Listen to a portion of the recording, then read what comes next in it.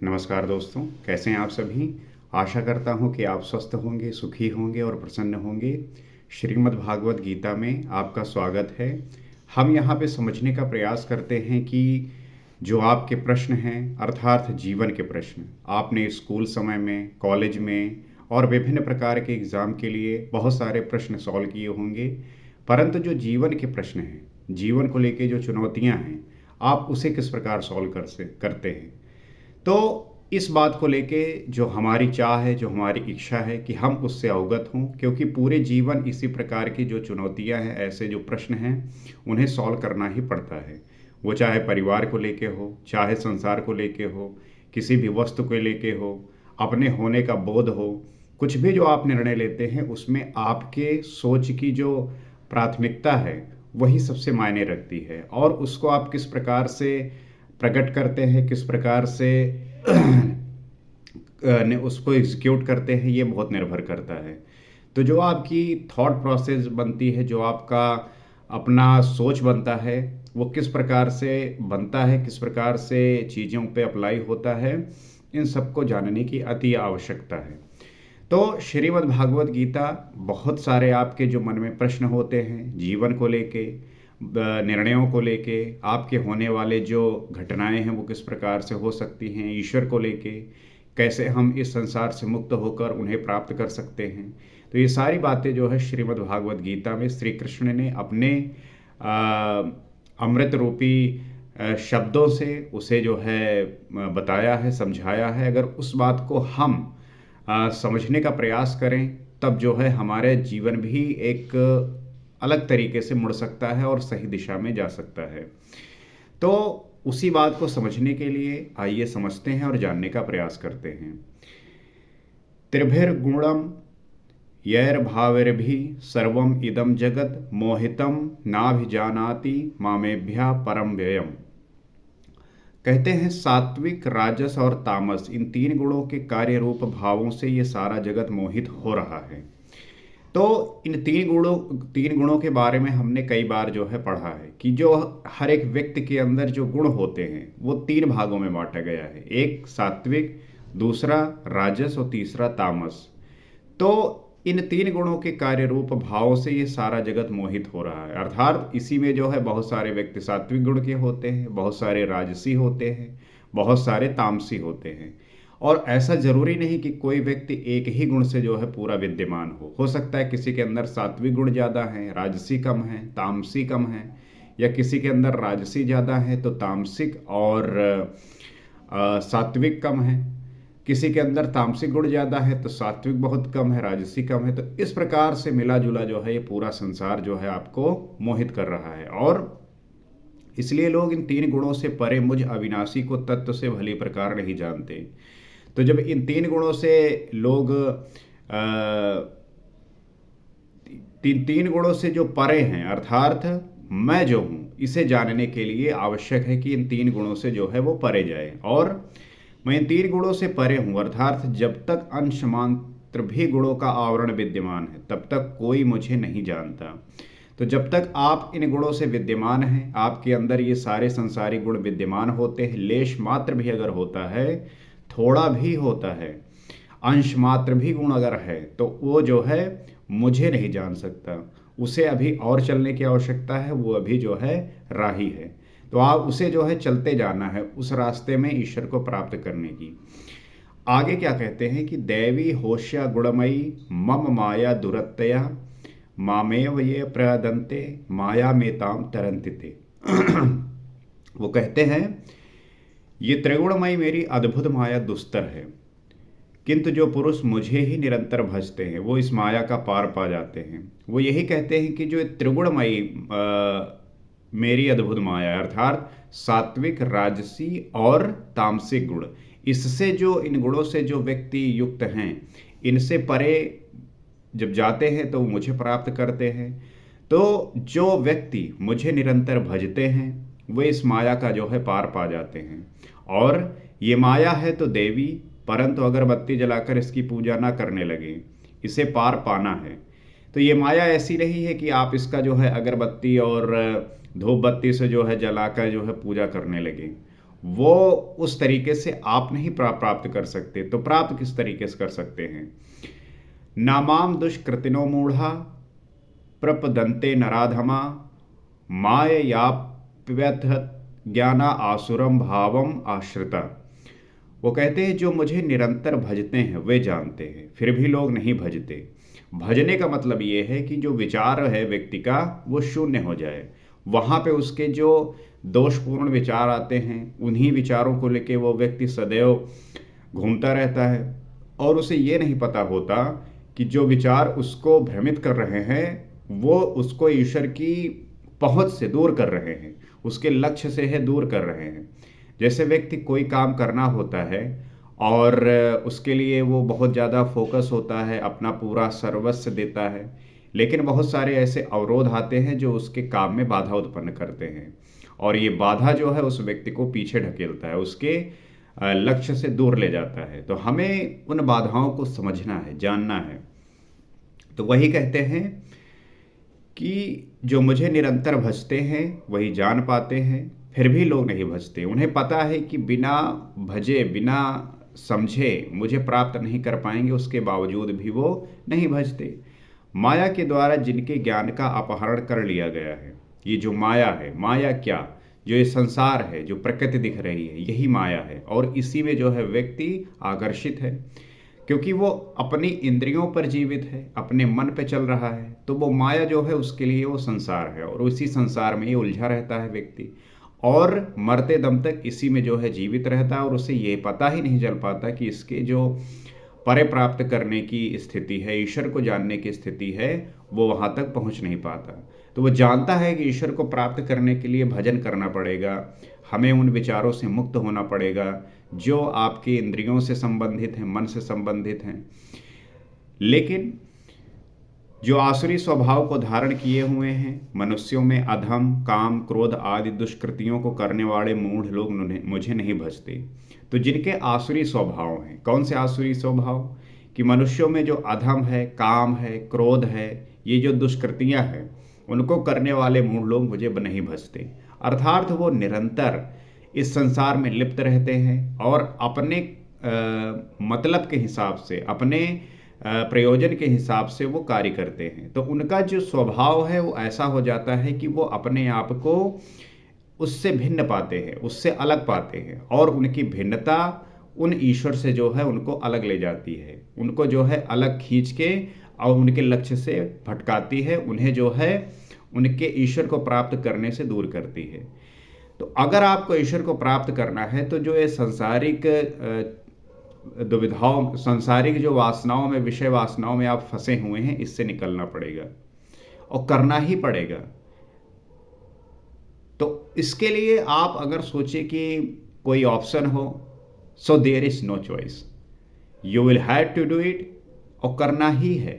तभी जो है आपको ईश्वर की प्राप्ति होगी। आप जो है ईश्वर को प्राप्त करने का मतलब ये होता है कि जो आपके लिए निरंतर चुनौतियां हैं, दुख हैं, संताप हैं, परेशानी हैं, कोई अच्छी चीज़ हो गई तो सुखी हो गए, कुछ बुरी चीज़ हो गई तो दुखी हो गए, निरंतर छोटी छोटी चीज़ों को लेके दुखी रहते हैं, तो उन सब से आप परे चले जाएंगे। कौन नहीं चाहता कि जीवन की जो ये सब बाधाएं हैं दूर हो जाए? हर कोई चाहता है, लेकिन रास्ता थोड़ा सा अलग है, लेकिन उसे जो है कोई करना नहीं चाहता, जानते सब हैं। आगे कहते हैं, चतुर्विद्या भजन्ते माम जनः सुकृतिनो अर्जुन अर्थो जिज्ञासुरर्थार्थी ज्ञानी च भरतर्षभ। वो कहते हैं, हे भरत श्रेष्ठ अर्जुन, सुकृतिना उत्तम अर्थार्थ नियत कर्म जिसके परिणाम में श्रेय की प्राप्ति हो उसको करने वाले, उत्तम मतलब नियत कर्म करने वाले, सुकृतिना। अर्थार्थी अर्थात सकाम, दुख से छूटने की इच्छा वाले, जिज्ञासु अर्थात प्रत्यक्ष रूप से जानने की इच्छा वाले, और ज्ञानी अर्थात जो प्रवेश की स्थिति में है। ये चार प्रकार के भक्तजन मुझे भजते हैं। तो यहाँ पे श्री कृष्ण कह रहे हैं कि मुझे जो है भजते कौन है, ऐसे कौन से लोग हैं जो भजते हैं मुझे। तो वो कहते हैं कि जो सुकृतिना है अर्थात जो नियत कर्म करने वाले हैं, अर्थार्थी जो दुख से छूटने की इच्छा वाले हैं, जिज्ञासु जो प्रत्यक्ष रूप से जानने की इच्छा वाले हैं, और ज्ञानी जो प्रवेश की स्थिति में है। तो ये 4 प्रकार के जो भक्तजन हैं वो मुझे भजते हैं। इसके अलावा और कोई व्यक्ति जो है मुझे नहीं भजता, अर्थात मुझे प्राप्त करने की कोशिश भी नहीं करता। अर्थ वो वस्तु है जिससे हमारे शरीर अथवा संबंधों की पूर्ति होती है। इसलिए अर्थ, कामनाएं सब कुछ पहले तो भगवान द्वारा पूर्ण होती हैं। अर्थ का मतलब होता, अर्थ वो वस्तु है जिससे हमारे शरीर अथवा संबंधों की पूर्ति होती है। और इसलिए जो अर्थ है वो कामनाएं सब कुछ पहले तो भगवान द्वारा पूर्ण होती हैं। और श्री कृष्ण कहते हैं कि मैं ही पूर्ण करता हूँ, किंतु इतना ही वास्तविक अर्थ नहीं है। आत्मिक संपत्ति ही स्थिर संपत्ति है, यही अर्थ है। तो श्री कृष्ण यही कहते हैं कि मैं ही पूर्ण करता हूँ, किंतु इतना ही वास्तविक अर्थ नहीं है। अर्थ ये है कि जो आपकी आत्मिक संपत्ति है वही स्थिर संपत्ति है, यही अर्थ है। लोग अर्थ समझते हैं कि जो संसार की धन दौलत है ये अर्थ है।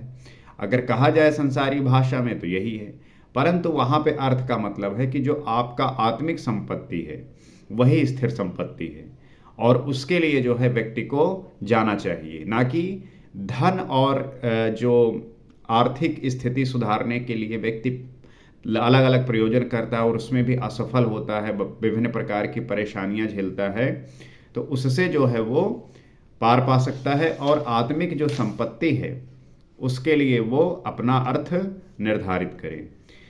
संसारिक अर्थ की पूर्ति करते करते भगवान वास्तविक अर्थ, आत्मिक संपत्ति की ओर बढ़ा देते हैं, क्योंकि वो जानते हैं कि इतने ही से मेरा भक्त सुखी नहीं होगा। संसारिक अर्थ की पूर्ति हर एक व्यक्ति कर ही रहा है।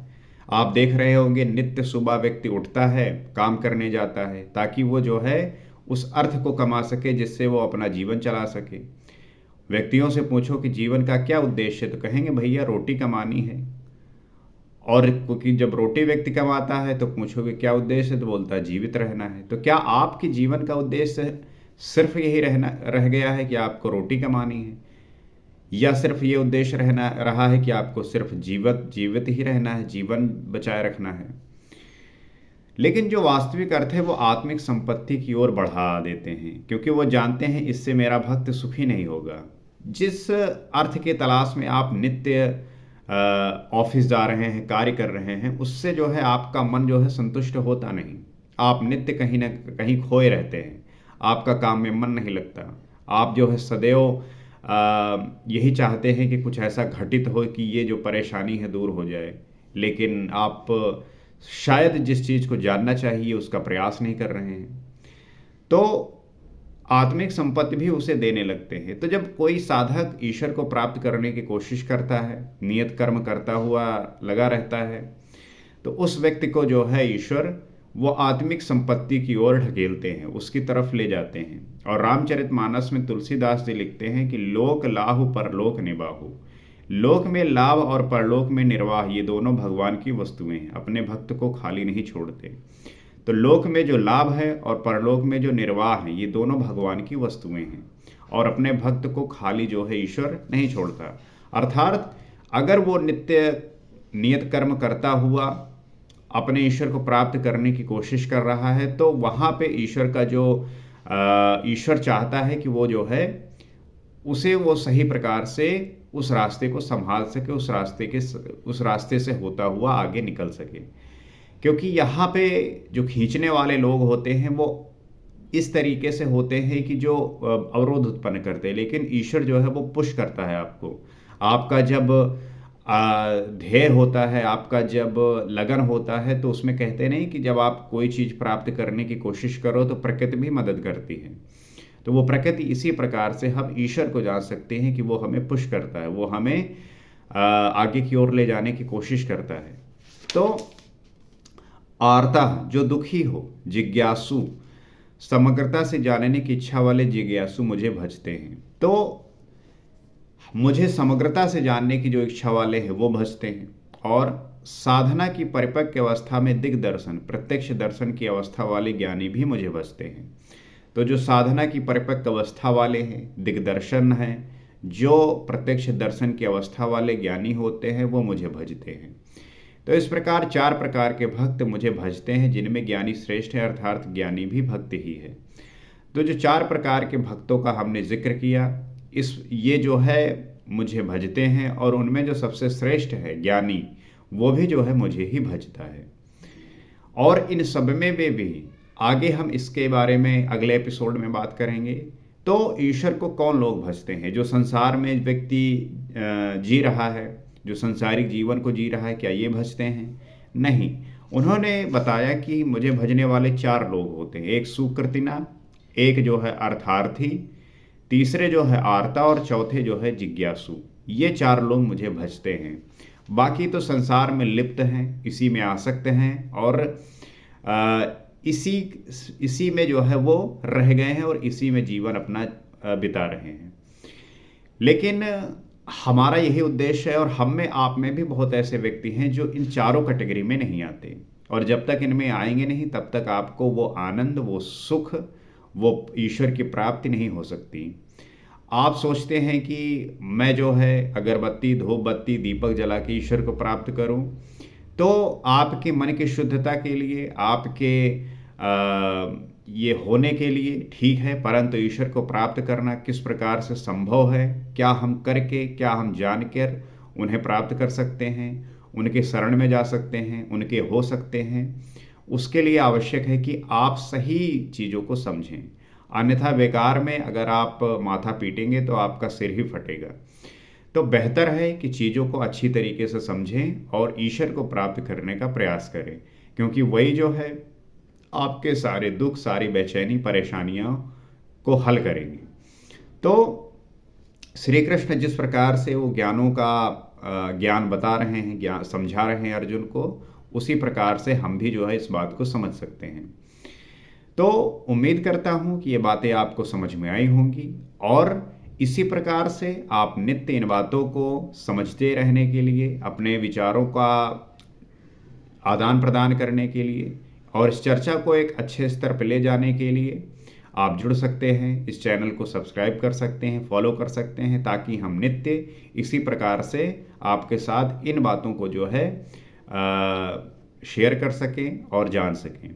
आपको क्या लगता है? आपकी क्या समझ है? आप क्या समझते हैं? आप भी शेयर करिए, आप भी बताइए, ताकि हम अपने विचारों के आदान प्रदान से चीज़ों को जान सकें, समझ सकें और इस संसार में जो व्यक्ति इन बातों से अनभिज्ञ है, अपरिचित है, उन्हें भी ये बात जो है बता सकें, ताकि वो अपने जीवन को लेके अवेयर हो सकें और सजग हो सकें। इसी आशा के साथ अगले एपिसोड में आपसे फिर मिलते हैं। नमस्कार।